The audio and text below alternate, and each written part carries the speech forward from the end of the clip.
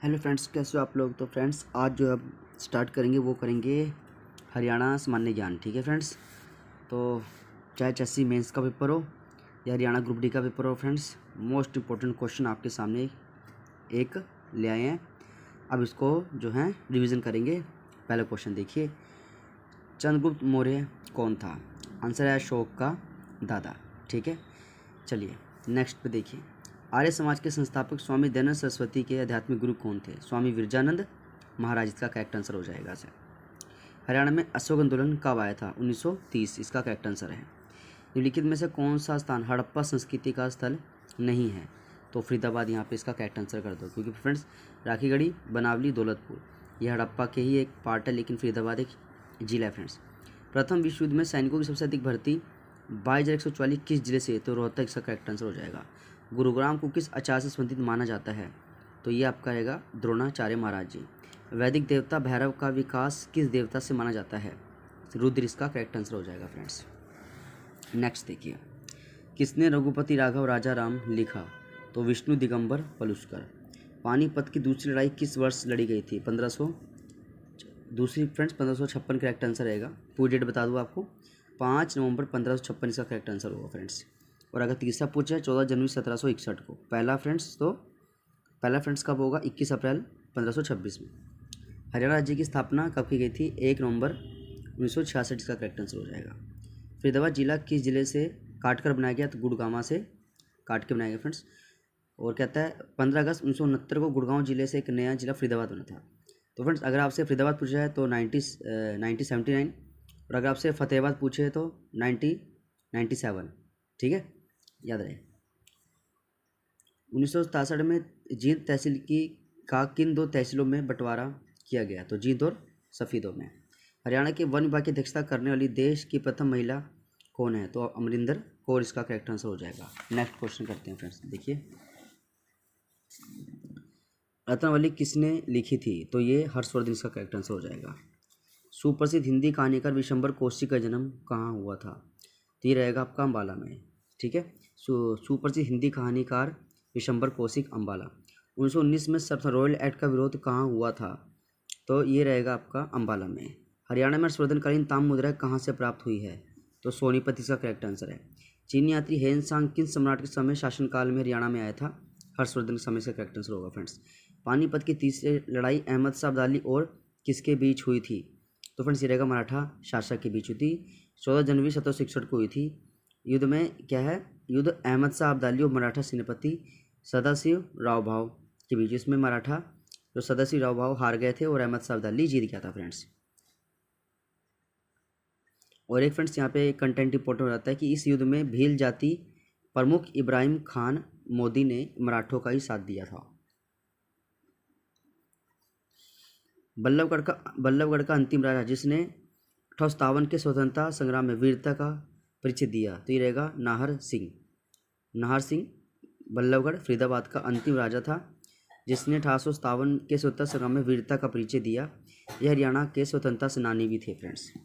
Next question देखिए, हड़प्पा की संबंधी राखीगढ़ी हिसार में है फ्रेंड्स, ये तो पता ही आपको। हरियाणा में 1857 की क्रांति का बीज कहाँ शुरू हुआ था? तो अम्बाला कैंट से स्टार्ट हुआ था। हड़प्पा सभ्यता स्थल बनावली को फतेहाबाद हरियाणा से खुदाई किसके द्वारा की गई थी? तो RS बिष्ट इसका करेक्ट आंसर हो जाएगा 1974 में। औरंगजेब के शासनकाल के दौरान 1669 में धार्मिक नीति के विरोध में निम्न में से कौन सा विद्रोह हुआ था? तो ये रहेगा आपका जाट का विद्रोह, इसका करेक्ट आंसर है फ्रेंड्स। मोहम्मद गजनी ने थानेसर पर कब आक्रमण किया था? तो ये 1014 में किया था फ्रेंड्स। निम्न में से हरियाणा के किस नगर पर तैमूर 1398 में आक्रमण किया गया था? तो तैमूर 1398 हरियाणा के किस नगर में? तो उपरोक्तछवि यानी सिरसा, फतेहाबाद, हिसार, उपरोक्तछवि पर। चीन यात्री हेनसांग किस सम्राट के समय हरियाणा क्षेत्र में आया था? तो ये आया था हर्षवर्धन के समय में आया था फ्रेंड। देख लीजिए, थोड़ा सा पढ़ लीजिए फ्रेंड। देखिए, चीन यात्री हेनसांग राजा हर्षवर्धन के टाइम पर आया था। हेनसांग एक दार्शनिक था और घुमक्कड़ अनुवादक था। इसका जन्म 602 ईस्वी में और चीन के लुयांग स्थान पर हुआ था। 609 मतलब 6 अप्रैल 609 से 5 फरवरी 664 ये इसका फ्रेंड्स जो है टाइम पीरियड रहेगा। ठीक है, मृत्यु पूछी जाए अगर हेनसांग की तो आप बताओगे 664 में मृत्यु होगी थी फ्रेंड्स। नेक्स्ट देखिए, हरियाणा के प्रथम महाधिवक्ता कौन थे? तो श्री बाबू आनंद स्वरूप इसका करेक्ट आंसर हो जाएगा। तराइन में लड़े गए प्रथम युद्ध में किसकी विजय हुई थी? पृथ्वीराज चौहान इसका करेक्ट आंसर हो जाएगा फ्रेंड्स। 1857 के स्वाधीनता संग्राम में राव तुलाराम ने किस क्षेत्र में अंग्रेजों का मुकाबला किया था? तो नारनौल और रेवाड़ी में। खिलाफत आंदोलन का विरोध कैसे हुआ? उपरोक्त सभी, मतलब स्कूल में पढ़ना छोड़ दिया, सरकारी सामान वापस कर दिए, खिलाफ कमेटी बना दी, ये सभी। मोहम्मद गौरी ने पृथ्वीराज चौहान को निम्नलिखित में से किस स्थान पर हराया था? तो ये आपका फ्रेंड रहेगा तराइन के युद्ध में हराया था फ्रेंड्स। प्रभाकर वर्धन की मृत्यु कब हुई थी? तो 605 ईस्वी में प्रभाकर वर्धन की मृत्यु हो गई थी फ्रेंड्स। देखिए फ्रेंड्स, ये कहते हैं 605 में प्रभाकर वर्धन की मृत्यु हो गई, 590 में हर्षवर्धन का जन्म हुआ और 606 में हर्षवर्धन राजा बन गए। नेक्स्ट देखिए, राजश्री की शादी किसके साथ हुई थी? तो ये रहेगा ग्रह वर्मा। बोधि वृक्ष किसने कटवा दिया? तो शशांक इसका करेक्ट आंसर हो जाएगा फ्रेंड्स। बाण भट्ट की रचना क्या थी? तो हर्षचरित और कादम्बरी। हर्षवर्धन कुंभ के मेले की शुरुआत हर्षवर्धन ने की थी फ्रेंड्स। हेनसांग की पुस्तक सीयू की। यात्री का राजकुमार किसे कहा गया है? तो ये हेनसांग को कहा गया फ्रेंड्स। थोड़ा सा फ्रेंड्स को पढ़ लीजिए, देखिए क्या कहता है।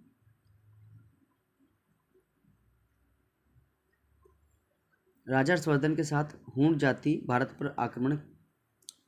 राजा हर्षवर्धन के साथ हूण जाति ने भारत पर आक्रमण किया था। यशोमती क्या है? यशोमती प्रभाकर वर्धन के साथ सती हो गई थी। पुलकेशिन द्वितीय 634 और 35 में हर्षवर्धन और पुलकेशिन द्वितीय का युद्ध नर्मदा नदी के किनारे हुआ था। इसमें हर्षवर्धन की हार हो गई। इस युद्ध की जानकारी ऐहोल अभिलेख से मिलती है। पुलकेशिन द्वितीय चालुक्य वंश का ही राजा था। महाराजा हर्षवर्धन की पहली राजधानी कौन सी थी? तो फ्रेंड्स ये रहेगा थानेसर। दूसरी कन्नौज। कन्नौज को फ्रेंड्स कन्याकुंज के नाम से भी जानते हैं। अभी जो आपका सीट का पेपर हुआ था उसमें कन्नौज को कंफ्यूज करके लिखा हुआ था कन्याकुंज, तो कई बच्चों का भी गलत हो गया। कन्याकुंज वो उस समय समझ नहीं पाए, या आपको पता है टाइम कम होता है और ऊपर से फिर पेपर का प्रेशर होता है तो इतना ध्यान नहीं जा पाता, लेकिन कन्याकुंज का मतलब था कन्नौज। महाराजा हर्षवर्धन के बाद कौन सा वंश आया था? तो ये गुर्जर प्रत्याश का करेक्ट आंसर हो जाएगा। हर्षवर्धन की मृत्यु कब हुई थी? 647। राजा मिहिर भोज का शासन काल कब से कब तक था? तो फ्रेंड्स इसका कब से कब तक रहेगा? 836 से 885, राजा मिहिर भोज। नेक्स्ट देखिए, सूर्यचूर्ण का निर्माण किसने करवाया था? तो अनंगपाल द्वितीय का करेक्ट आंसर हो जाएगा फ्रेंड्स।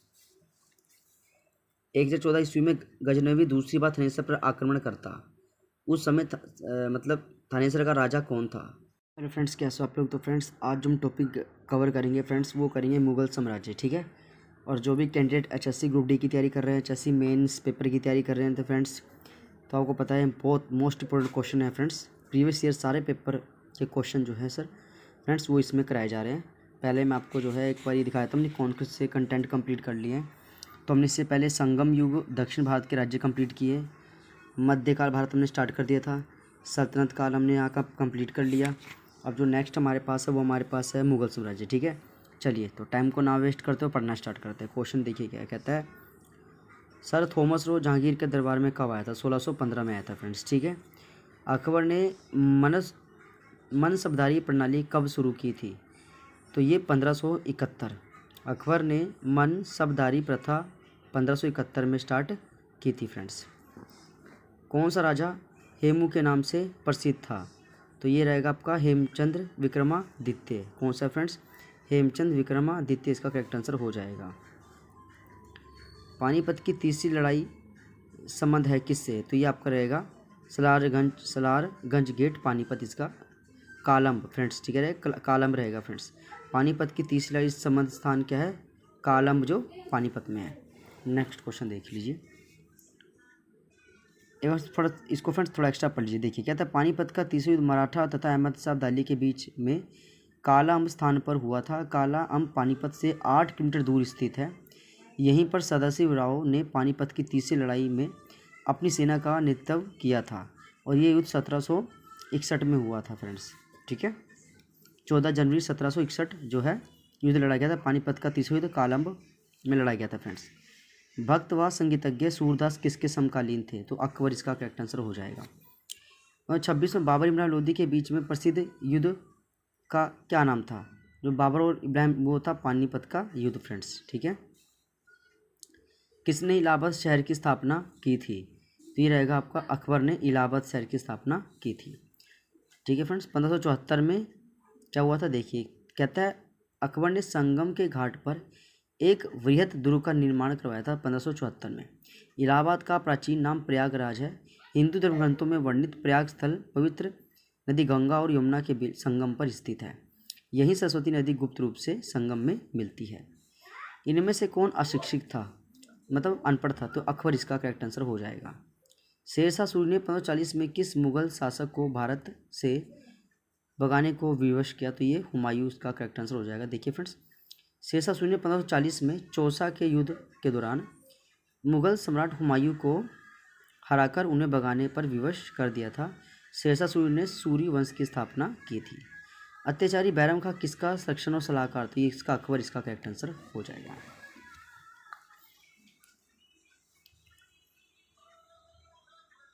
बैरम खां अकबर के वजीर थे, वह तुर्किस्तान से आए थे। बैरम खां 13 वर्ष अकबर के शिक्षक तथा अभिभावक थे। वह खान ए खाना की उपाधि से सम्मानित थे। बैरम खां की सहायता से मुगल सेना ने पानीपत का दूसरा युद्ध 1556 ईस्वी में हेमू की सेना को पराजित किया था। अकबर डैश का पुत्र था? अकबर हुमायूं का पुत्र था फ्रेंड्स। टोडरमल ने किस मुगल सम्राट के शासन के दौरान भू राजस्व की शुरुआत की थी? अकबर इसका करेक्ट आंसर हो जाएगा। निम्नलिखित शासकों को भारत में शासन करने का सही क्रम में बताना है फ्रेंड्स। सबसे पहले कौन आया, फिर कौन, इस हिसाब से। तो सबसे पहले फ्रेंड्स कौन आया, इसका करेक्ट आंसर बताइए। सबसे पहले आपका इल्तुतमिश रहेगा। इल्तुतमिश के बाद अलाउद्दीन खिलजी, फिर शेरशाह सूरी, लास्ट में अकबर इसका करेक्ट आंसर हो जाएगा। एक बार देख लीजिए, शेरशाह सूरी 40 से 45 से 5 साल, अकबर 56 से 1605, 1556 1605, और अलाउद्दीन खिलजी 1296 से 1316, इल्तुतमिश 1211 से 1236। दिल्ली गद्दी पर बैठने वाला अंतिम हिंदू शासक कौन था? इसका हेमचंद्र करेक्ट आंसर हो जाएगा। भारत का अंतिम मुगल सम्राट कौन था? तो ये रहेगा आपका बहादुर शाह द्वितीय। भारत का अंतिम मुगल सम्राट कौन था? बहादुर शाह द्वितीय इसका करेक्ट आंसर है। नेक्स्ट पढ़िए, देखिए कौन सा राजा हेमू के नाम से प्रसिद्ध है? तो ये तो फ्रेंड्स आपको पता ही है, हेमचंद्र विक्रमादित्य इसका करेक्ट आंसर हो जाएगा। 26 में बाबर इब्राहिम लोदी के बीच प्रसिद्ध युद्ध कहाँ हुआ था? तो ये पानीपत में हुआ था फ्रेंड्स, ठीक है। डैश की सहायता बाबर द्वारा 26 में इब्राहिम लोदी को हराने के बाद हिंदुस्तान की शासन पर विजय की स्मृति में की गई थी। काबली बाग मस्जिद की स्थापना बाबर ने 1940 में 1526 में इब्राहिम लोदी को हराने के बाद उसकी याद में बनाया था फ्रेंड्स। मतलब एक जो है काबली बाग की स्थापना की थी। किसकी अनुमति से अंग्रेजों ने अपना पहला कारखाना सूरत में लगाया था? तो फ्रेंड्स ये था जहांगीर। देखिए जहांगीर की अनुमति से अंग्रेजों ने अपना पहला कारखाना सूरत में 11 जनवरी 1613 को खोला था। 1608 में William Hawkins east India company के जहाज़ लेकर सूरत आया था। देखिए फ्रेंड्स क्या लिखा हुआ है, 1608 में William Hawkins east India company के जहाज़ लेकर सूरत आया था। इस कारखाने में रजाई, गद्दे और कपड़े बनाए जाते थे। जहांगीर ने रणनीति के तहत ईस्ट इंडिया कंपनी को इजाज़त दी थी। सूरदास निम्नलिखित में से किस मुगल शासक के समकालीन थे? तो इसका अकबर इसका करेक्ट आंसर रहेगा फ्रेंड्स। महाराणा प्रताप डैश के ऐतिहासिक युद्धों में मुगलों के खिलाफ लड़े थे? तो ये हल्दी घाटी का इसका बिल्कुल करेक्ट आंसर हो जाएगा फ्रेंड्स।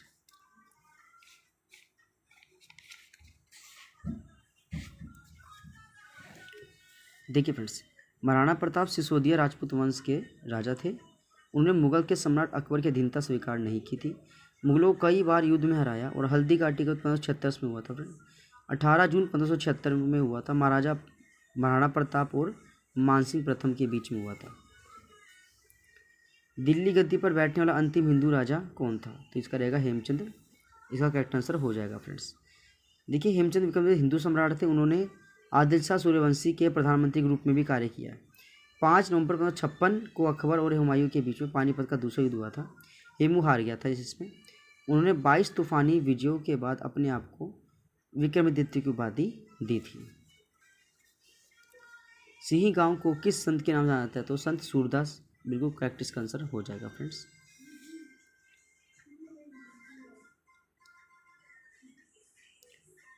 जवाबित का संबंध किससे था? तो ये रहेगा राज्य कानून से। किससे फ्रेंड? राज्य कानून से। इब्राहिम लोदी व बाबर के बीच निम्न में से कौन सा युद्ध हुआ था? तो पानीपत का प्रथम युद्ध। क्या आंसर फ्रेंड? पानीपत का प्रथम युद्ध। देखिए क्या तो क्वेश्चन कहता है इब्राहिम लोदी और बाबर के बीच निम्न में से कौन सा युद्ध हुआ था? तो पानीपत का प्रथम युद्ध इसका करेक्ट आंसर हो जाएगा फ्रेंड्स। जब्ती प्रणाली किसने शुरू की थी? तो फ्रेंड्स ये आपको पता है जब्ती प्रणाली राजा टोडरमल ने शुरू की थी फ्रेंड्स। ठीक है फ्रेंड्स, थोड़ा सा एक बार आप ये पढ़ लीजिए, इंपॉर्टेंट है। देखिए अंतिम लोधी सुल्तान इब्राहिम लोधी और बाबर के बीच युद्ध होता 21 अप्रैल 26 में, जिसमें लोधी मारा गया था फ्रेंड्स। फिर खानवा का युद्ध हुआ था 27 में, ठीक है, 1 साल बाद 17 मार्च। बाबर राणा सांगा के बीच, जिसमें बाबर विजयी हुआ। चंदेरी का युद्ध फिर 28, 1 साल बाद बाबर ने मेदिनी राय को हराया था। फिर घाघरा का युद्ध 1529 में बाबर ने अफगानों को हराया था। जब्ती प्रणाली किसने शुरू की थी? राजा टोडरमल। इसका करेक्ट आंसर हो जाएगा फ्रेंड्स। नेक्स्ट देखिए क्वेश्चन, बाबर ने किस युद्ध में जिहाद का नारा दिया था? तो बाबर ने खानवा के युद्ध में जिहाद का नारा दिया था फ्रेंड्स। ठीक है, एक और देख लीजिए फ्रेंड्स आप। चंदेरी का युद्ध 1528 में हुआ था बाबर और मेदिनी राय के बीच, जिसमें बाबर जीत गए थे। घाघरा का युद्ध 29 में हुआ था बाबर अफगान में, बाबर फिर से जीत गए थे फ्रेंड्स। किस मुगल सम्राट ने पातशाह की उपाधि धारण की थी? तो इसका बाबर इसका करेक्ट आंसर हो जाएगा। बाबर ने गाजी की उपाधि किस युद्ध में प्राप्त की थी? तो यह खानवा का युद्ध। बाबर ने गाजी की उपाधि किस युद्ध में प्राप्त की थी? खानवा का युद्ध में गाजी की उपाधि प्राप्त की थी फ्रेंड्स। किस युद्ध के बाद शेर खान ने शेरशाह की उपाधि धारण की? शेरशाह की उपाधि धारण की, तो ये रहेगा चौसा का युद्ध, 1540 में हुआ था फ्रेंड्स। कन्नौज के युद्ध में शेरशाह ने फिर हुमायूं को हरा दिया और उस राज्य पर अधिकार कर लिया था फ्रेंड्स। ठीक है, देखिए 39 में हुमायूं शेर खां के बीच में चौसा का युद्ध हुआ था। शेर खान ने हुमायूं को पराजित कर दिया। इस युद्ध के बाद शेर खान ने स्वयं को सुल्तान घोषित कर दिया और शेर शाह की उपाधि धारण की। 1940 ईस्वी में कन्नौज के युद्ध में शेरशाह ने फिर हुमायूं को हरा दिया, उसके राज्य पर अधिकार कर लिया। अयोध्या में राम मंदिर तोड़कर मस्जिद किस मुगल शासक के कार्यकाल बनाई गई थी फ्रेंड्स? तो इसका आंसर रहेगा आपका बाबर। अयोध्या में राम मंदिर तोड़कर मस्जिद किस मुगल शासक की? तो इसका बाबर इसका करेक्ट आंसर हो जाएगा फ्रेंड्स। नेक्स्ट क्वेश्चन देखिए, किस मुगल शासक द्वारा आराम बाग बनवाया गया था? तो बाबर ने जो है आराम बाग की स्थापना की थी फ्रेंड्स। बाबर की मृत्यु कब हुई थी? तो ये रहेगा 1530 में। बाबर की मृत्यु कब हुई थी? 1530 में, इसका करेक्ट आंसर हो जाएगा। बाकी फ्रेंड्स अभी बताया था आपको, पानीपत का पहले युद्ध 26 में, खानवा का युद्ध 27 में, चंदेरी का 28 में, घाघरा का युद्ध 1529 में फ्रेंड्स। बाबर के बाद निम्न में से मुगल शासक कौन बना? तो जैसे ही बाबर की मृत्यु फ्रेंड्स, फिर उनका जो बेटा हुमायूं जो है राजा बना था। देखिए बाबर की मृत्यु के बाद उसका बड़ा पुत्र जो था 30 दिसंबर 30 को नसीरुद्दीन हुमायूं भारत का मुगल शासक बना था। कब बना था? 30 दिसंबर 1530 को।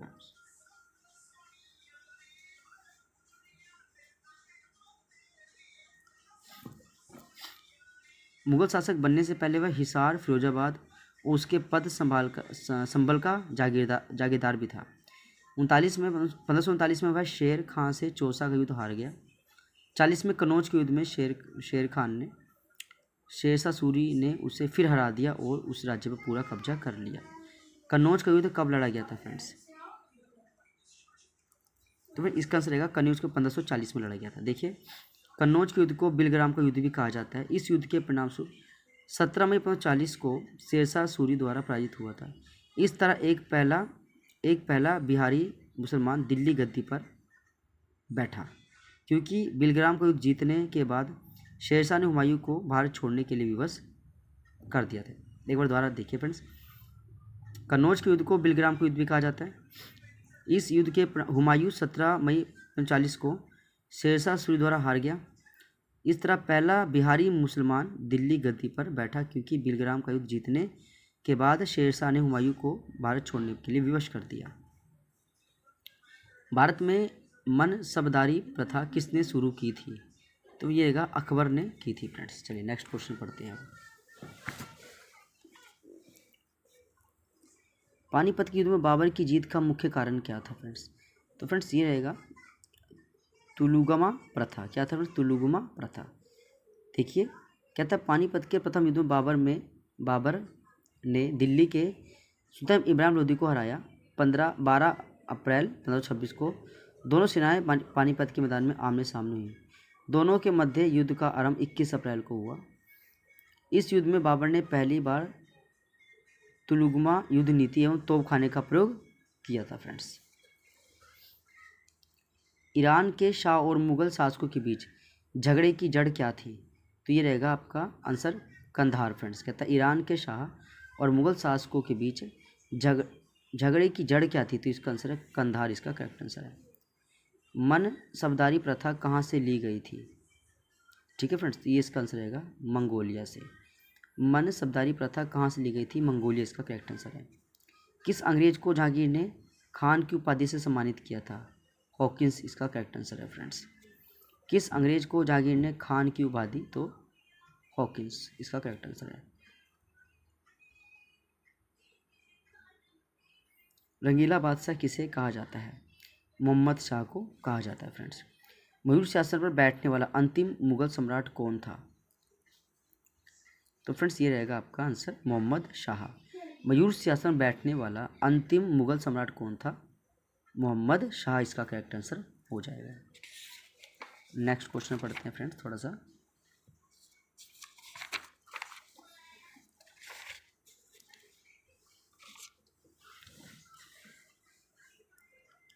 किस इतिहासकार ने शाहजहां के शासनकाल को स्वर्ण युग कहा है? तो इसका रहेगा SR Sharma. Doctor SR Sharma ने शाहजहां के शासनकाल को स्वर्ण युग कहा है फ्रेंड्स। निम्नलिखित में से कौन मुगल सम्राट द्वारा नियुक्ति बंगाल का अंतिम गवर्नर जनरल था? तो इसका आंसर है मुर्शीद कुली खान। क्वेश्चन क्या है? कौन मुगल सम्राट द्वारा नियुक्त बंगाल का अंतिम गवर्नर था? तो ये था मुर्शीद कुली खान। हुमायूं द्वारा लड़े गए 4 प्रमुख युद्ध सही क्रम में करने हैं आपको। तो फ्रेंड्स सबसे देवरा का, फिर चौसा का और फिर कन्नौज का युद्ध, इसका करेक्ट आंसर हो जाएगा। देखिए फ्रेंड्स थोड़ा इसको पढ़ लेते हैं एडवांस। देखिए कहता है हुमायूं द्वारा लड़े गए प्रमुख युद्ध का विवरण इस प्रकार से है। देवरा का युद्ध हुमायूं की सेना और महमूद लोदी के सेना के बीच 1532 में लड़ा गया था फ्रेंड्स। तो देवरा का युद्ध 1532 में हुआ था और किस हुमायूं की सेना और महमूद लोदी। ठीक है फ्रेंड्स, ठीक है। चौसा का 39 में हुआ था, शेर खां हुमायूं के बीच में हुआ था फ्रेंड्स। और कन्नौज या बिलग्राम का 40 में हुआ था। इसमें हुमायूं को हार का सामना करना पड़ा था फ्रेंड्स। निम्नलिखित में से कौन सा राज्य शाहजहां के शासनकाल में मुगल साम्राज्य में मिला लिया गया था? तो इसका रहेगा आपका अहमदनगर। क्वेश्चन क्या फ्रेंड्स?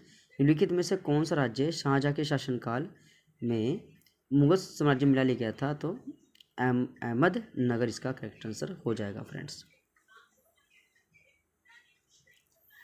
औरंगजेब ने, ये कुछ फ्रेंड्स विचार है, मतलब कुछ कथन है जिसको आपको बताना है कौन सा सही है। औरंगजेब ने सजदे पर प्रतिबंध लगाया। औरंगजेब ने सिक्के पर कलमा के उत्कीर्ण को प्रोत्साहित किया। तो फ्रेंड्स आपको बताना सिर्फ केवल एक इसका करेक्ट आंसर है कि औरंगजेब ने सजदा जो प्रथा थी फ्रेंड्स, जो था सिर झुका के राजा को सलाम करना, तो औरंगजेब ने जो है उस प्रथा को समाप्त कर दिया था फ्रेंड्स। और जो सजदा प्रथा है वो किसने? बलबन ने चलाया था फ्रेंड्स। बलबन ने फ्रेंड्स 2 प्रथाएं चलाई थी, एक पाबोस और सजदा। पाबोस क्या था? घुटनों के बल बैठकर फिर पेट के बल लेटकर राजा को सलाम करना। और सिजदा क्या था? कि सिर झुका करके राजा को सलाम करना। तो इन प्रथा को जो है औरंगजेब ने समाप्त कर दिया। मुगल काल के संदर्भ में शब्द हासिल से क्या अभिप्राय है? तो भूमि से वसूला गया, एकत्रित किया गया वास्तविक राजस्व, इसका करेक्ट आंसर हो जाएगा। निम्नलिखित में से शेरशाह के प्रशासन की सबसे निचली इकाई का क्या नाम था? तो ये था जागीर। क्वेश्चन क्या है फ्रेंड्स? निम्नलिखित में से शेरशाह के प्रशासन की सबसे निचली इकाई का क्या नाम था? सबसे निचली इकाई का नाम था फ्रेंड्स वो था जागीर, इसका करेक्ट आंसर हो जाएगा। विरजी बोहरा मल्लेचेट्टी और अब्दुल गफूर बोहरा की गिनती किस में होती है?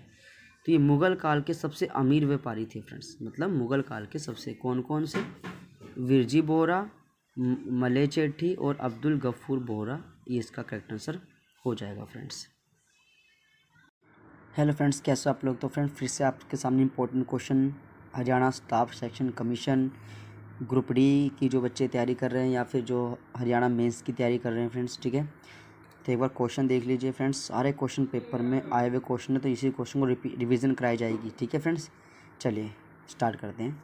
आज टॉपिक जो हम कवर करेंगे महाजनपद काल, मगध का उदय और मौर्य साम्राज्य। कल हमने किया था वैदिक सभ्यता, कल फ्रेंड्स हमने जो है ये ख़त्म कर दी थी, ठीक है फ्रेंड्स। तो चलिए इसको स्टार्ट करते हैं।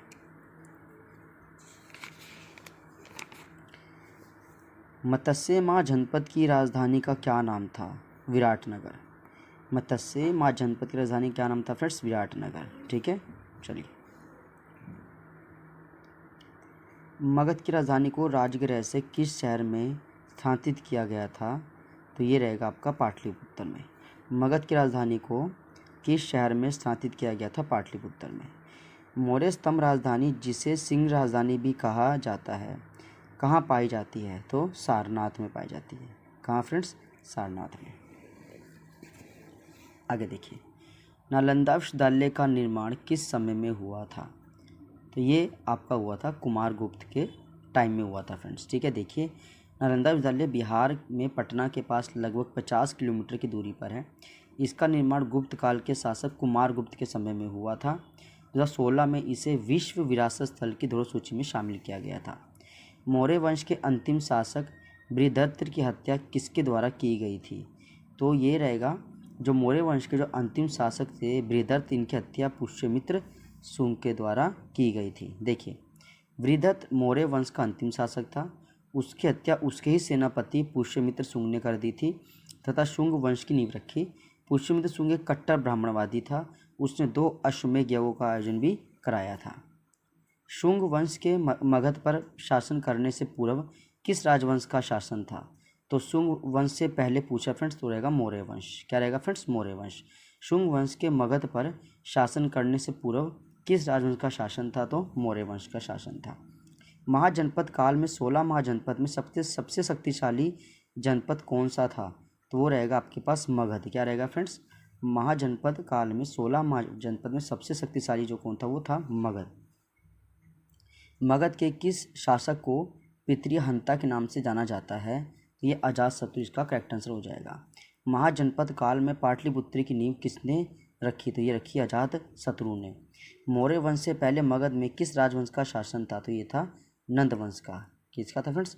मौर्य वंश से पहले किसका था? नंद वंश का शासक था।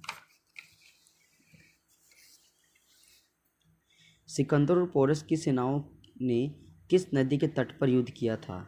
तो फ्रेंड्स ये रहेगा आपका झेलम नदी के तट पर किया था, 326 ईस्वी में किया था। महाजनपद काल में किस साम्राज्य द्वारा पहली बार युद्ध में हाथी का प्रयोग किया गया? तो इसका आपका आंसर होगा मगध, इसका बिल्कुल करेक्ट आंसर फ्रेंड्स। यहाँ पे इसका सी आंसर बिल्कुल ठीक हो जाएगा।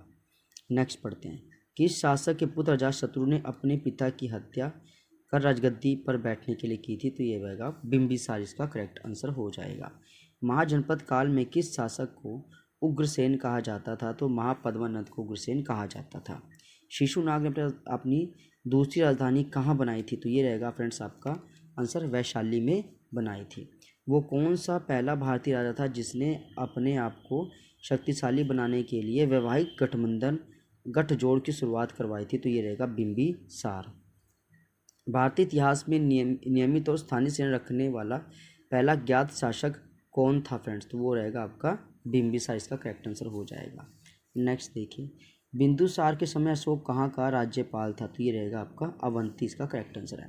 अशोक का पहला और अंतिम युद्ध कौन सा था? तो ये रहेगा कलिंग पर आक्रमण। कलिंग पर आक्रमण। अशोक का पहला और अंतिम युद्ध कौन सा था? कलिंग पर आक्रमण। चंद्रगुप्त मौर्य को राजकार्य की शिक्षा किसने दी थी? तो ये विष्णुगुप्त, इसका करेक्ट आंसर फ्रेंड्स क्या है? चंद्रगुप्त मौर्य को राजकार्य की शिक्षा किसने दी थी? विष्णुगुप्त, इसका करेक्ट आंसर हो जाएगा। देखिए, चंद्रगुप्त मौर्य साम्राज्य का प्रथम शासक था, वह 322 ईसा पूर्व मगध का शासक बना उसे राजा कार्य राजकार्य की शिक्षा चाणक्य ने विष्णुगुप्त ने दी थी। विष्णुगुप्त को कौटिल्य भी कहा जाता है। वह तक्षशिला विश्वविद्यालय के आचार्य थे। ठीक है फ्रेंड्स, चलिए। भारत पर पहला आक्रमण किसने किया था? तो ये रहेगा पर्सिया का हखामनी आक्रमण। भारत पर पहला आक्रमण किसने किया था? पर्सिया का हखामनी आक्रमण। मगध की राजधानी राजगृह को किस किस के नाम से जाना जाता है? तो ये रहेगा आपका आंसर, गिरिव्रज के नाम से जाना जाता है। हर्यक वंश के किस शासक को कुणिक कहा जाता है फ्रेंड्स? तो कुणिक किसको कहा जाता है? अजातशत्रु। किसको कहा जाता है फ्रेंड्स? अजातशत्रु। इसका करेक्ट आंसर हो जाएगा। थोड़ा पढ़ देखिए फ्रेंड्स, थोड़ा इसको एक्स्ट्रा पढ़ लीजिए। अजातशत्रु को कुणिक भी कहा जाता है। 493 ईस्वी पूर्व अजातशत्रु ने अपने पिता बिंदुसार की हत्या करके सिंहासन प्राप्त किया था। अजातशत्रु ने राज्य विस्तार के लिए युद्ध विजय को अपनाया। अजातशत्रु की हत्या भी उसके पुत्र उदयन ने ही की थी। किस कारण अशोक को भारतीय इतिहास का सबसे शासक माना जाता है? तो ये होता है धम्म के कारण। क्योंकि फ्रेंड्स जब 261 में अशोक ने एक युद्ध लड़ा था, जिस युद्ध में काफ़ी जो है लोगों की हत्या कर दी गई थी, तो इस युद्ध के कारण उनका बिल्कुल मन बदल गया कि भाई हिंसा करना पाप है। तो उन्होंने इस युद्ध के बाद कोई दूसरा युद्ध नहीं किया और धम्म की नीति अपना ली। धम्म मतलब ईश्वर के प्रति अपने आप को समर्पित कर दिया। चंद कैसे आप लोग? तो फ्रेंड्स फिर से एक नए टॉपिक के साथ आपके साथ आ चुके हैं। टॉपिक हमारे पास फ्रेंड्स रहेगा आज उत्तर मौर्य काल, गुप्त काल, गुप्तोत्तर काल, हर्षवर्धन काल। ठीक है, इससे पहले मैंने कौन सा टॉपिक कंप्लीट किया पहले मैं को बता दूं आपको। हमने जो टॉपिक कंप्लीट किया फ्रेंड्स वो किया हमने बौद्ध धर्म और जैन धर्म। और फ्रेंड्स सीईटी मेंस का पेपर हो चाहे आपका ग्रुप डी का पेपर हो, जो भी पेपर है, तो ये सारे इंपॉर्टेंट क्वेश्चन फ्रेंड्स सिर्फ कराए जा रहे हैं आपको। ठीक है, तो ये करा दिया, पिछली वीडियो जाके देख सकते हैं। अब यहाँ से क्वेश्चन स्टार्ट करते हैं। जूनागढ़ अभिलेख किस शासक ने जारी करवाया था? तो जूनागढ़ अभिलेख फ्रेंड्स यहाँ पे आएगा रुद्र दामन ने। किसने? रुद्र दामन। ये है क्या? देखिए फ्रेंड्स,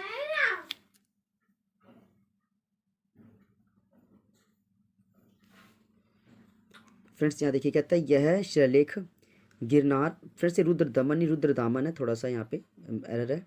यह शिलालेख गिरनार पर्वत पर स्थित है जो जूनागढ़ के निकट है। ठीक है, निकट स्थित है। यह 130 से 150 ईस्वी के मध्य लिखा गया था। जूनागढ़ शिलाओं पर अशोक के 14 शिलालेख तथा स्कंदगुप्त के शिलालेख भी सम्मिलित हैं। रुद्र दामन का गिरनार शिलालेख उच्च कोटि के संस्कृत गद्य का स्वरूप प्रकट करता है, जिसमें सुबंधु, दंडी और बाण की गद्य शैली का पूर्ण रूप देखा जा सकता है। चलिए नेक्स्ट क्वेश्चन पढ़िए। अश्वघोष जो राजा डैश के दरबार में रहता था उसने बुद्ध चरित्र लिखी। तो फ्रेंड्स ये आएगा कनिष्क।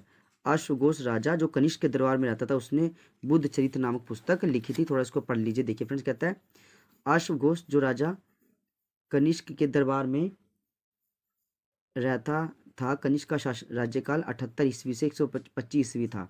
इसी कारण महाकवि अश्वघोष का स्थिति काल भी प्रथम शताब्दी माना जा सकता है। इसने बुद्ध चरित्र लिखी। महाकवि अश्वघोष सम्राट कनिष्क के राजगुरु एवं राजकवि भी थे। तो ये इसका करेक्ट आंसर हो जाएगा। अब फ्रेंड्स यहाँ पे है आपके पास भाई सही उत्तर का चयन कीजिए। पुलकेशिन द्वितीय, पुष्यमित्र शुंग, शंकराचार्य और चंद्रबदई। ठीक है, देखिए सबसे पहले ये कहता है व्यवस्थित कीजिए। तो सबसे पहले पुष्यमित्र शुंग, ठीक है, इनका शासन। उसके बाद फिर पुलकेशिन द्वितीय, फिर शंकराचार्य और लास्ट में आपका रहेगा चंद्रबरदाई। ठीक है, थोड़ा सा उसका एडवांस पढ़ लीजिए। देखिए फ्रेंड्स कहता है पुष्यमित्र शुंग का शासनकाल है जी 185 से 149 ईसा पूर्व। शुंग वंश के संस्थापक थे। इससे पहले वे मौर्य राज्य में सेनापति भी थे। ठीक है, 185 ईसा पूर्व में शुंग ने अंतिम मौर्य सम्राट वीरभद्र मौर्य के अहिंसक नीतियों के कारण उनका वध कर स्वयं को राजा घोषित किया था। अब एक है पुलकेशिन द्वितीय। ठीक है, तो इनका रहेगा 610 से 642। तो सबसे पहले पुष्यमित्र शुंग, फिर पुलकेशिन द्वितीय, फिर शंकराचार्य और फिर चंद्रबरदाई। तो देखिए एक चालुक्य वंश के राजा थे। शंकराचार्य कौन थे? ये एक महान दार्शनिक एवं धर्म प्रवर्तक थे। चंद्रबरदाई को हिंदी का पहला कवि और उनकी रचना पृथ्वीराज रासो का हिंदी की रचना होने का सम्मान प्राप्त है। पृथ्वीराज रासो हिंदी के सबसे बड़े काव्य ग्रंथ क्या है फ्रेंड्स? पृथ्वीराज रासो हिंदी का सबसे बड़ा काव्य ग्रंथ है, पृथ्वीराज रासो, जिसको किसने लिखा है? चंद्र बदाई ने। ठीक है, तो क्या इसका फ्रेंड्स, इसके क्या बनेगा? इसका बनेगा सबसे पहले आपका पुष्यमित्र शुंग, फिर आपका पुलकेशिन द्वितीय, फिर शंकराचार्य और लास्ट में चंद्रबरदई। अच्छा, कनिष्क किसका अनुसरण करते थे? तो रहेगा बौद्ध धर्म का। किसका फ्रेंड्स? कनिष्क बौद्ध धर्म का अनुसरण करते थे। देखिए, कनिष्क बौद्ध धर्म का अनुसरण करते थे। कनिष्क ने ही चौथी बौद्ध परिषद की संरक्षण की थी। कनिष्क ने ही चौथी बौद्ध परिषद की संरक्षण की थी। यह परिषद कश्मीर में हुई थी। कनिष्क प्रथम की स्वर्ण मुद्रा में गौतम बुद्ध को भी दिखाया गया है। हर्षवर्धन को किसने हराया था, मतलब किसने पराजित किया था? तो ये रहेगा पुलकेशिन द्वितीय ने। कवि बाणभट्ट ने सम्राट हर्ष का जीवन चरित्र अपने किस ग्रंथ में लिखा है? तो ये रहेगा हर्ष चरित आपका करेक्ट आंसर होगा। देखिए, बाणभट्ट ने सम्राट हर्ष का जीवन चरित्र अपने हर्षचरित ग्रंथ में किया है। बाणभट्ट 7वीं शताब्दी के लेखक और कवि थे। वे राजा हर्षवर्धन के दरबारी कवि भी थे। बाणभट्ट द्वारा लिखे 2 प्रमुख ग्रंथ हर्षचरित तथा कादम्बरी है।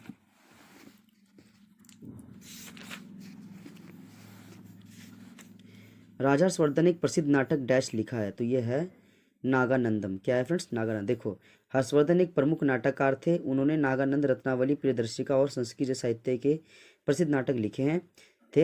हर्षवर्धन स्वयं पंडित भी थे। वह वीणा बजाने में निपुण थे।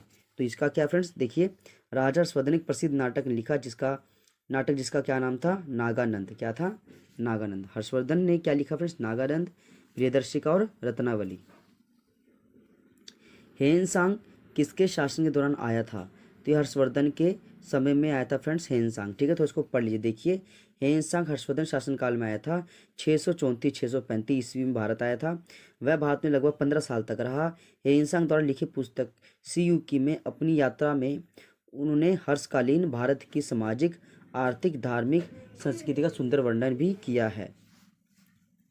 हर्षचरित किसने लिखा? तो हर्षचरित लिखा आपका बाणभट्ट ने। ठीक है फ्रेंड्स, देखिए, हर्षचरित बाणभट्ट द्वारा लिखी गई थी। बाणभट्ट हर्षवर्धन के राजकवि भी थे।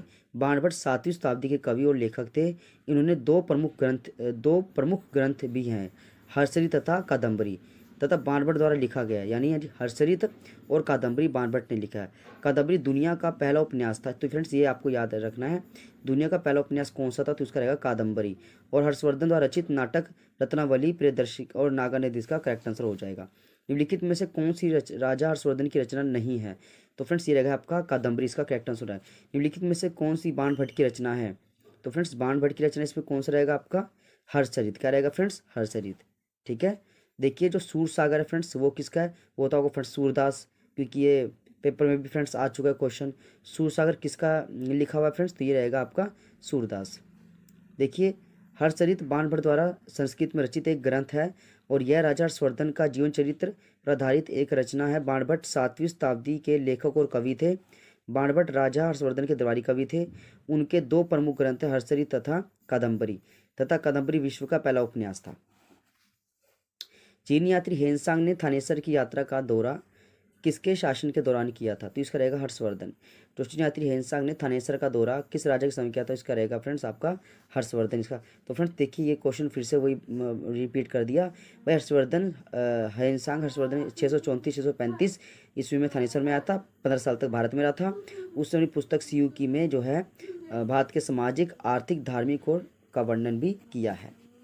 नेक्स्ट क्वेश्चन देख लीजिए। राजा हर्षवर्धन ने कुरुक्षेत्र के पास थानेसर में अपनी राजधानी स्थापित की थी। तो ये कब की थी? 7वीं शताब्दी में। ठीक है फ्रेंड्स, तो ये आपका टॉपिक फ्रेंड्स खत्म हो जाता है। अब नया टॉपिक आपका फ्रेंड्स यहाँ पे स्टार्ट है, संगम युग और दक्षिण भारत के राज्य और उनके इंपॉर्टेंट क्वेश्चन। देखिए, पुर्तगाली यात्री नुनीज विजयनगर दरबार में कब पहुंचा? तो ये फ्रेंड्स आपका आएगा नुनीज 1535 ईस्वी में पहुंचा था फ्रेंड्स। ठीक है, कौन सी पूर्व चालुक्य वंश की राजधानी थी? तो इसका फ्रेंड्स आपका रहेगा बादामी। चालुक्य वंश की राजधानी कौन सी थी? बादामी। ठीक है, चलिए नेक्स्ट क्वेश्चन पढ़िए। चालुक्य का राजधानी शहर था क्या था फ्रेंड्स? तो वो रहेगा आपका बादामी। चालुक्य का राजधानी शहर क्या था? बादामी, इसका ये आंसर हो जाता है। विजयनगर शहर तथा साम्राज्य की नींव किसके द्वारा रखी गई थी? तो फ्रेंड्स ये आपका आएगा हरिहर राय तथा बुक्का। कि क्या फ्रेंड्स विजयनगर शहर तथा साम्राज्य की नींव किसके द्वारा रखी गई थी? तो इसका करेक्ट आंसर है फ्रेंड्स हरिहर राय तथा बुक्का। थोड़ा फ्रेंड्स को थोड़ा सा एक्स्ट्रा पढ़ लीजिए। देखिए कहता है हरिहर राय तथा उनके भाई बुक्का ने विजयनगर राज्य की नींव डाली थी। उन्होंने तुंगभद्रा नदी के दक्षिण तट पर स्थित क्या ये अणगोडी के सामने आमने सामने दो नगर बसाए थे, विजयनगर और विद्यानगर। विजयनगर के सबसे महान एवं बड़े राजा कौन थे? तो वो थे कृष्णदेव राय। कौन थे फ्रेंड्स? कृष्णदेव राय। ठीक है, थोड़ा थोड़ा सा इसको एक्स्ट्रा पढ़ लीजिए क्योंकि इसमें फ्रेंड्स क्वेश्चन इसके कंटेंट कम है, तो थोड़ा सा और इसके क्वेश्चन हम देख लेते हैं। थोड़ा इसको आप थोड़ा एडवांस पढ़ लीजिए। भाई ये क्वेश्चन था हमारे पास, कौन सी पूर्व चालुक्य वंश की राजधानी थी? तो उसको तो आप बादामी बताया। देखिए कहता है चालुक्य वंश की राजधानी बादामी थी। चालुक्य वंश की स्थापना पुलकेशिन फर्स्ट ने की थी, 543 में की थी। चालुक्य वंश की 3 शाखाएं थी। पहली बादामी के चालुक्य, इसे मूल शासक शाखा भी कहा जाता है। दूसरी वेंगी के चालुक्य, इसमें पूर्वी शाखा भी कहा जाता है। और तीसरी थी कल्याणी के चालुक्य, इसे पश्चिमी शाखा भी कहा जाता है फ्रेंड्स। ठीक है, तो याद रहे चालुक्य राजधानी चालुक्य वंश की राजधानी बादामी थी और चालुक्य वंश की स्थापना पुलकेशिन प्रथम ने की थी। कब की थी? 543 में की थी फ्रेंड्स। चलिए थोड़ा इसको पढ़ ली। देखिए चालुक्य प्राचीन भारत का एक प्रसिद्ध राजवंश था। इनकी राजधानी बादामी थी। इसकी स्थापना पुलकेशिन एक ने 543 में की थी। यह वर्तमान समय के संपूर्ण कर्नाटक, पश्चिम महाराष्ट्र, दक्षिण मध्य प्रदेश, तटीय दक्षिण गुजरात और पश्चिम आंध्र प्रदेश में फैला हुआ था। तो फ्रेंड्स ये इसका करेक्ट आंसर हो जाता है। फ्रेंड्स आगे जो फ्रेंड्स हम करेंगे वो करेंगे मध्यकाल भारत। क्या करेंगे फ्रेंड्स? मध्यकाल भारत। और फ्रेंड्स जो भी आपको क्वेश्चन कराए जा रहे हैं याद रहे ये सारे के सारे क्वेश्चन फ्रेंड्स पेपर में बार बार HSC द्वारा पूछे गए हैं। तो फ्रेंड इससे बाहर इंपॉर्टेंट क्वेश्चन आपको नहीं मिल सकता। तो इसी को आप फ्रेंड्स बाकायदा कि आप एक्स्ट्रा पढ़ते हो, आप जो आपने पढ़ा उसको ही कई बार पढ़ो, ठीक है ना, तभी जाके सिलेक्शन हो पाएगा फ्रेंड्स। हेलो फ्रेंड्स, कैसे हो आप लोग? तो फ्रेंड्स कुछ दिनों बाद फिर से आ गए हैं, काफ़ी दिनों बाद आए फ्रेंड्स। तो आप इम्पोर्टेंट क्वेश्चन देख लेते हैं कौन सा सॉल्व करेंगे फ्रेंड्स। अभी हम करेंगे इम्पोर्टेंट, वो करेंगे बौद्ध और जैन धर्म के जो इम्पोर्टेंट क्वेश्चन है। ठीक है, Haryana staff selection commission group D. ठीक है फ्रेंड्स, जितने भी क्वेश्चन पिछले साल आ रखे हैं तो वही क्वेश्चन फ्रेंड्स आपको कराए जा रहे हैं। और आपको पता है फ्रेंड्स कि HSC के अंदर प्रीवियस ईयर क्वेश्चन काफ़ी पूछे जाते हैं। चलो स्टार्ट करते हैं। निम्न में से क्या बौद्ध धर्म के 3 रत्नों का हिस्सा नहीं है? तो अहिंसा नहीं है फ्रेंड्स। ठीक है ना, बुद्ध संघ और धम्म तो है लेकिन अहिंसा नहीं है। ठीक है, देखिए अहिंसा जैन धर्म के सिद्धांत में से एक है। जैन धर्म का है। बौद्ध धर्म के 3 रत्न बुद्ध धम्म संघ है।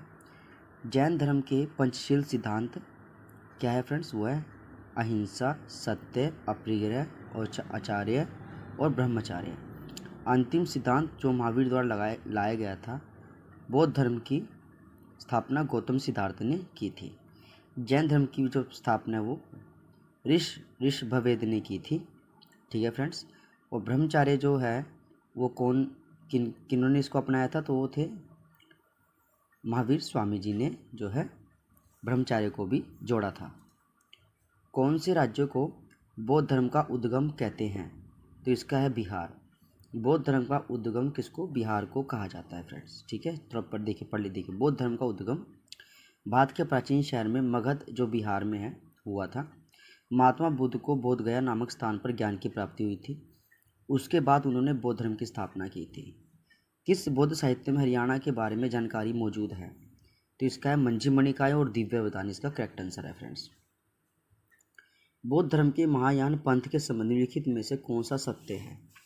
तो फ्रेंड इसका आपके पास है, ये वृत्तर वाहन को संदर्भित करते हैं फ्रेंड्स। है बौद्ध धर्म के महायान पंथ के बारे में कौन सा सत्य है? तो सभी सत्य है फ्रेंड्स। जैसे ये वृत्तर वाहन का संदर्भित करते हैं। बुद्ध की छवि की पूजा इस पंथ की एक महत्वपूर्ण परंपरा रही है। प्रारंभिक अनुयायी को न्यून वाहन कहा जाता था। ठीक है ना फ्रेंड्स, तो इसका करेक्ट आंसर क्या होगा? उपरोक्त सभी। बुद्ध ने अपना पहला धर्मोपदेश कहाँ पर दिया था? तो ये सारनाथ में दिया था। कहाँ दिया था फ्रेंड्स? सारनाथ में दिया था। नेक्स्ट क्वेश्चन देख लीजिए। महावीर स्वामी का जन्म स्थल का नाम क्या है? तो ये आपका है वैशाली। क्या आंसर रहेगा इसका? वैशाली। निम्न में से कौन सा बुद्ध के जीवन से संबंधित है? मगध। क्या इसका करेक्ट आंसर? मगध इसका करेक्ट आंसर है। प्राचीन भारत में बौद्ध द्वारा शिक्षा कहाँ दी जाती थी? तो इसका है मठों में। प्राचीन भारत में बौद्ध द्वारा शिक्षा कहाँ दी जाती थी? मठों में। धर्म चक्र परिवर्तन किसे कहा जाता है? तो ये है इसका भगवान बुद्ध द्वारा दिए गए पहले उपदेश को धर्म चक्र परिवर्तन कहा जाता है। निम्न में से कौन सा बौद्ध धर्म के त्रिरत्न का हिस्सा नहीं है? तो इसका आंसर है तप। कौन सा बौद्ध धर्म के त्रिरत्न का हिस्सा नहीं है? तप इसका करेक्ट आंसर होगा फ्रेंड्स। बौद्ध धर्म के ये तप। अजातशत्रु के शासनकाल में किस बौद्ध संगति का आयोजन हुआ था? तो अजातशत्रु में फ्रेंड्स किसका होगा? ये प्रथम बौद्ध संगति का जो है आयोजन हुआ था फ्रेंड्स। देखिए, अजातशत्रु के कार्यकाल में बौद्ध धर्म संगति 483 ईसा पूर्व राजगृह में आयोजित की गई थी। इसकी अध्यक्षता महाकश्यप ने की थी। इस बौद्ध संगति माता बुद्ध की शिक्षाओं को संकल्पित कर उन्हें सूक्त और विनय नाम से 2 पिटकों में विभक्त किया गया था। तृतीय बौद्ध संगति किस शासक के कार्यकाल में हुई थी? तो ये रहेगा आपका अशोक। तृतीय अशोक। कौन सी बौद्ध संगति पूर्वी और पश्चिमी बौद्ध भिक्षुओं के मतभेदों को दूर करने के लिए बुलाई गई थी? तो फ्रेंड्स ये रहेगा द्वितीय बौद्ध संगति, है ना। क्वेश्चन कहता है कौन सी बौद्ध संगति पूर्वी और पश्चिमी बौद्ध भिक्षुओं के मतभेदों को दूर करने के लिए बुलाई गई थी? तो द्वितीय बौद्ध संगति। देखिए, द्वितीय बौद्ध संगति 383 पूर्व वैशाली कालाशोक के कार्यकाल में की गई थी, जिसमें पूर्वी और पश्चिमी जो बौद्ध भिक्षुओं का मतभेद को दूर करने के लिए बुलाई गई थी। इसकी अध्यक्षता सबकामी ने की थी। इनमें एक संप्रदाय थेरावादी तथा दूसरा महासंघिक था। प्रथम का नेतृत्व महाकच्यायन तथा दूसरे का महाकश्यप ने किया था। विभाषा शास्त्र टीका किस बौद्ध संगति में लिखी गई है? तो इसका आंसर आपका रहेगा डी यानी चतुर्थ इसका करेक्ट आंसर है फ्रेंड्स। इसका चतुर्थ इसका करेक्ट आंसर है। लुम्बिनी माता बुद्ध की जीवन की किस घटना से संबंधित है? तो ये रहेगा आपका जन्म से। गौतम बुद्ध ने कितने आर्य सत्य उपदेश दिए हैं? तो बी इसका करेक्ट है 4। गौतम बुद्ध को सत्य के दर्शन कितने वर्ष की आयु में हुए थे? तो सत्य के दर्शन फ्रेंड्स कितने वर्ष की आयु में? 30 वर्ष की आयु में, तो इसका करेक्ट आंसर हो जाएगा।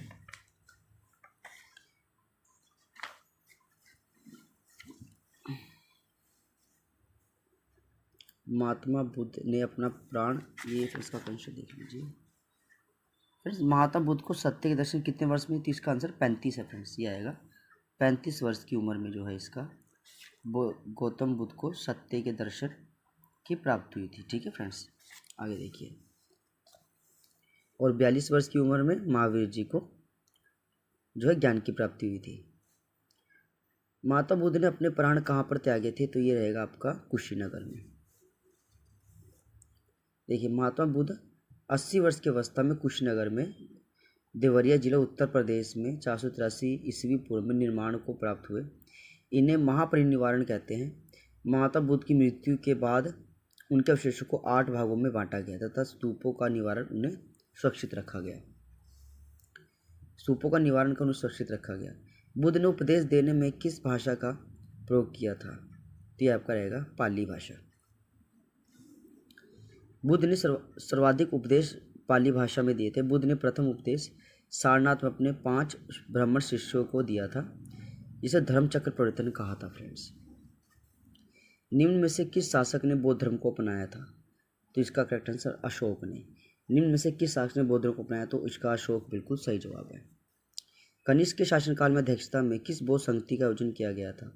तो इसका रहेगा चतुर्थ इसका करेक्ट आंसर है फ्रेंड्स। बौद्ध धर्म में घोड़ा महात्मा बुद्ध के जीवन की किस घटना से संबंधित है? तो इसका गृह त्याग इसका करेक्ट आंसर है। निम्न में से कौन सा महात्मा बुद्ध के समकालीन थे? तो फ्रेंड्स अजातशत्रु जो है महात्मा बुद्ध के समकालीन थे।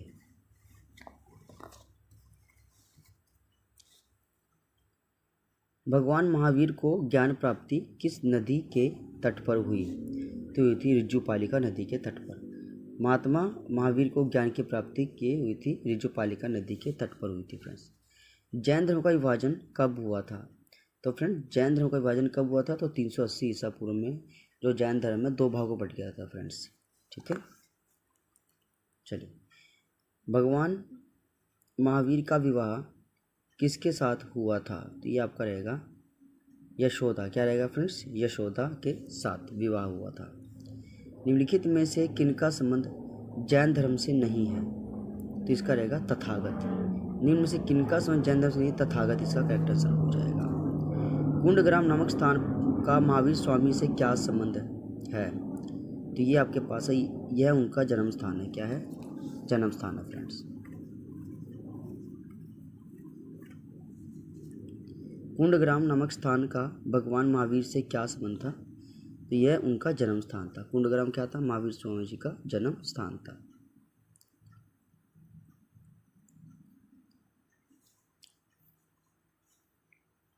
भगवान महावीर ने किस आयु में घर को छोड़ दिया था? तो 30 वर्ष की आयु में घर का त्याग कर दिया था फ्रेंड्स।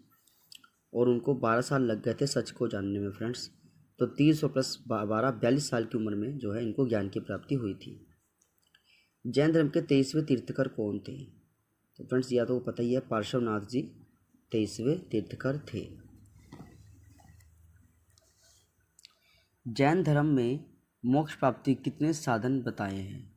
तो इसका 3 करेक्ट है। जैन धर्म में मोक्ष प्राप्ति कितने साधन थे? तो 3 इसका आंसर करेक्ट है। अब फ्रेंड्स ये क्या था? सम्यक दर्शन, सम्यक ज्ञान और सम्यक चरित्र।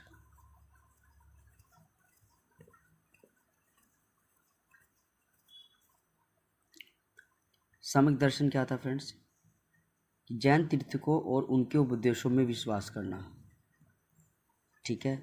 सम्यक ज्ञान था, जैन धर्म उनके सिद्धांतों का ज्ञान होना चाहिए। चरित्र, जो कुछ जाना जा चुका है उसे करना, मतलब जो भी कुछ हम सीख चुके हैं उसे आम लोगों के जीवन में उतारना। ठीक है फ्रेंड्स। माता बुद्ध की मूर्ति का निर्माण किस शाखा के अंतर्गत हुआ था? तो माता बुद्ध की मूर्ति का जो निर्माण है वो होता महायान के। इसका करेक्ट आंसर रहेगा महायान। निम्न में से कौन सा नाम महावीर के नाम नहीं है? तो देखिए फ्रेंड्स, तथागत जो है महावीर के नाम नहीं है, जबकि जिन, निर्गत और अहर्त ये तो माने जाएंगे, लेकिन तथागत इसका आंसर सही हो जाता है फ्रेंड्स। देखिए तथागत भगवान बुद्ध को कहते हैं फ्रेंड्स। तथागत किसको बोलते हैं? भगवान बुद्ध को कहते हैं। भगवान महावीर को कई नाम से जाना जाता है। निर्गत अर्थात बंधन, जिन का अर्थ होता है मतलब विजेता, अहर्त होता है योग्य। ठीक है। तो तथागत किसका नाम था? महात्मा बुद्ध का नाम था। ठीक है फ्रेंड्स। चलिए, प्रथम जैन संगति किसकी अध्यक्षता में हुई थी? क्वेश्चन है फ्रेंड्स, प्रथम जैन संगति किसकी अध्यक्षता में हुई थी? तो इसका आएगा स्थूलभद्र है। क्या आंसर है? स्थूलभद्र 512। देखिए फ्रेंड्स, प्रथम जैन संगति 380 ईसा पूर्व स्थूलभद्र की अध्यक्षता में पाटलिपुत्र में हुई। प्रथम जैन संगति चंद्रगुप्त मौर्य के शासनकाल में हुई थी। इस समय में जैन धर्म तथा सम्मुति विजय के 12 अंगों का संपादन किया गया। इसी समय में जैन धर्म श्वेतांबर दिगंबर 2 भागों में बट गया। जैन धर्म के साहित्य क्या कहलाते हैं? तो इसका आंसर होगा आगम कहलाते हैं। क्या कहलाते हैं? आगम कहलाते हैं। जैन धर्म के प्रमुख केंद्र कौन से थे? तो मथुरा और उज्जैन इसका करेक्ट आंसर है। क्या फ्रेंड्स? मथुरा और उज्जैन इसका करेक्ट आंसर हो जाएगा। चलिए नेक्स्ट पढ़िए। अश्वघोष जो राजा डैश के दरबार में रहता था उसने बुद्ध चरित्र लिखी। ठीक है ना फ्रेंड्स। तो देखिए, अश्वघोष जो राजा कनिष्क के दरबार में रहता था, कनिष्क का राज्यकाल जो है 78 से 125 ईस्वी था। इसी कारण महाकवि अश्वघोष का शीतकाल में प्रथम शताब्दी माना जा सकता है।